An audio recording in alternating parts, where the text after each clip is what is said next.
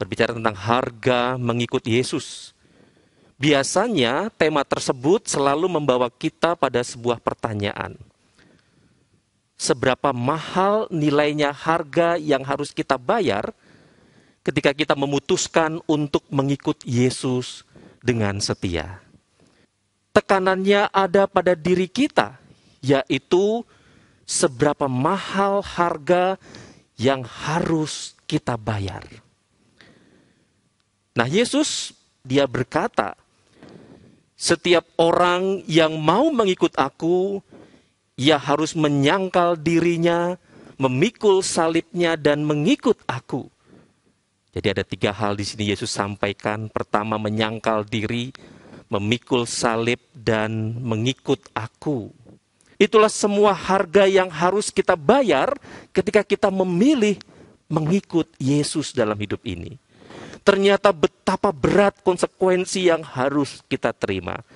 Sehingga kita bisa tenggelam dalam rasa kecewa, rasa marah, protes kepada Tuhan. Kenapa harus seberat itu?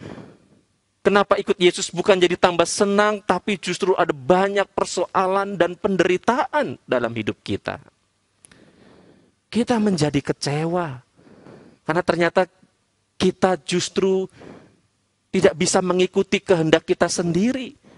Tetapi justru harus mengikuti kehendak Tuhan. Kita bahkan harus menyangkal diri. Lalu kita juga harus bersedia memikul salib kita. Memikul tanggung jawab yang besar dan berat.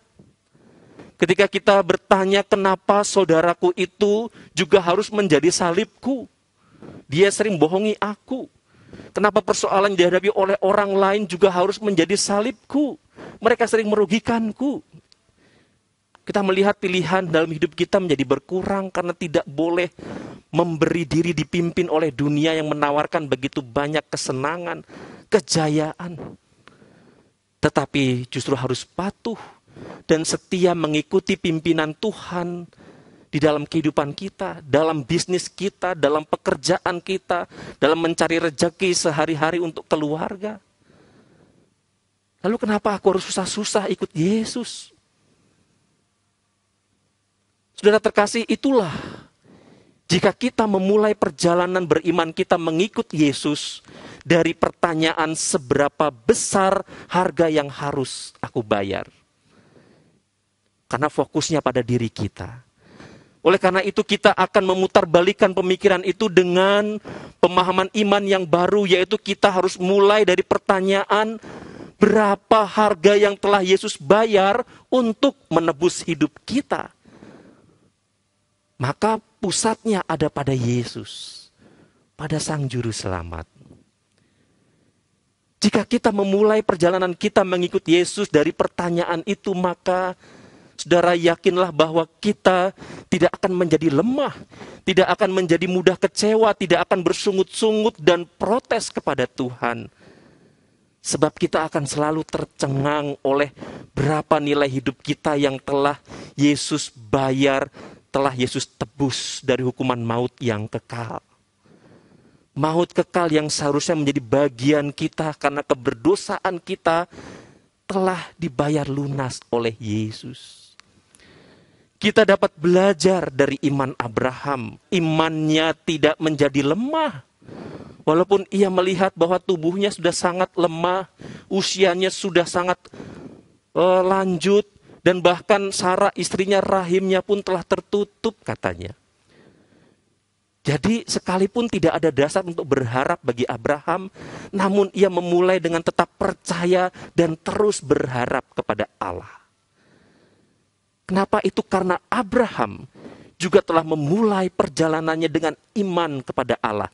Bukan memulai dengan dirinya sendiri bahwa ia mampu. Tidak. Ia hanya menaruh percaya kepada Allah yang menyuruhnya pergi keluar dari negerinya. Walaupun dia nggak tahu negeri yang dijanjikan itu di mana. Namun kita melihat dari kesaksian hidup Abraham, ia tetap terus melangkah. Dipimpin oleh Allah. Dia terus membangun ibadah kepada Allah di setiap tempat yang dia singgahi. Mari kita juga akan mulai dengan pertanyaan dalam hidup kita. Seberapa mahalnyakah hidup kita telah dibayar oleh Allah? Dalam 1 Petrus 1 ayat 18 dan 19, firman Tuhan berkata, sebab kamu tahu bahwa kamu telah ditebus dari cara hidupmu yang sia-sia, yang kamu warisi dari nenek moyangmu itu bukan dengan barang yang fana, bukan pula dengan perak atau emas, melainkan dengan darah yang mahal, yaitu darah Kristus yang sama seperti darah anak domba yang tak bernoda dan tak bercacat. Jadi semahal darah Kristus, kata Petrus. Saudara terkasih, ramai dibicarakan hari-hari ini, viral tentang penduduk desa Tuban, di Tuban yang menjadi miliarder dadakan. Konon orang-orang di desa itu mendapatkan bayaran yang sangat tinggi atas tanah mereka yang dibeli oleh pemerintah. Sehingga viral dikatakan bahwa mereka itu orang-orang yang mendapatkan ganti untung, bukan ganti rugi. Tanah mereka yang semula hanya seharga 50.000 per meter sebelumnya, lalu kemudian dihargai 600 sampai 800.000 per meter. Kita bisa bayangkan orang yang punya ratusan hektar. Nah, saudara terkasih, kita ini sebagai orang percaya, kita telah dibayar oleh darah Yesus. Itu bukan merupakan ganti rugi, tapi juga ganti untung. Ganti untung bagi hidup kita yang fana ini karena apa? Karena kita mendapatkan keuntungan yang berkali lipat dari nilai hidup kita yang sebenarnya.